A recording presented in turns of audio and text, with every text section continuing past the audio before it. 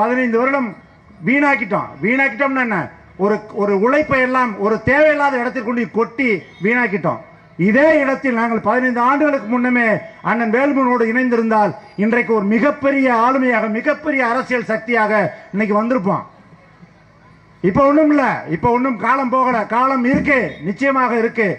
நாங்க எங்களுடைய ஏற்கனவே நம்ம சும்மா எல்லா பேரும் சொல்ல, நாங்க 26ல வர்றோம், முதலமைச்சரா வர்றோம், இல்ல 31ல வர்றோம், 32ல வர்றோம், இந்த கதையெல்லாம் பேச வரல. ஆனால் எங்களுடைய தமிழ்நாட்டில் தமிழர்களுக்கு எதிராக எந்த ஒரு உரிமை பறிக்கப்பட்டாலும் சரி, தமிழர்களுக்கு எதிராக எவன் ஒருவன் அதிகாரத்தை நடத்தினாலும் சரி, அவனை ஒழித்து கட்டுவது. அதே போல தமிழக சட்டமன்றத்திலும் சரி, தமிழக சார்ந்த எந்த விடயத்திலும் சரி, அந்த விடயங்களில் நாங்கள் ஒரு பெரும் திரளாக ஒரு அதிகாரத்தை நாங்கள் கையில் எடுத்து 10 சட்டமன்றம் இன்னைக்கு ஒரு ஒற்றையாளா அண்ணன் வேலுமணி சட்டமன்றத்தில் போராடுறாரு. ஒத்தையாளா இருந்து சமாளிக்க முடியல. ஒரு 10 எம்எல்ஏ இருந்தா என்னவா இருக்கு யோசிச்சு பாரு. ஏதாவது ஒண்ணு தமிழருக்கும் தமிழ் மக்களுக்கும் எதிரான ஒரு தீர்மானத்தை, ஒரு சட்டத்தை நிறைவேற்ற முடியுமா?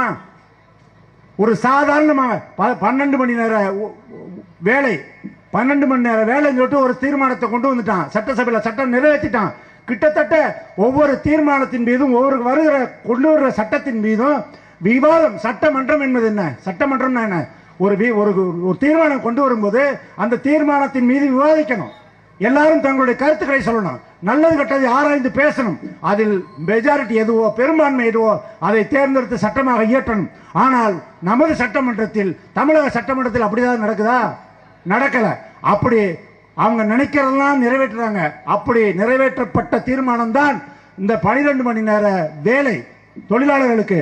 அந்த சட்டமன்ற தீர்மானத்தை எல்லாரும் ஏற்றுக்கொண்டு நிறைவேற்றிய பொழுது அதை அந்த பெஞ்சை தாண்டி குதிச்சு போய் நின்று சண்டை போட்டு போராடி அந்த தீர்மானத்தை தடுத்து நிறுத்தியவர் அண்ணன் வேலுமணி அவர்கள். இது எத்தனை பேருக்கு தெரியும்?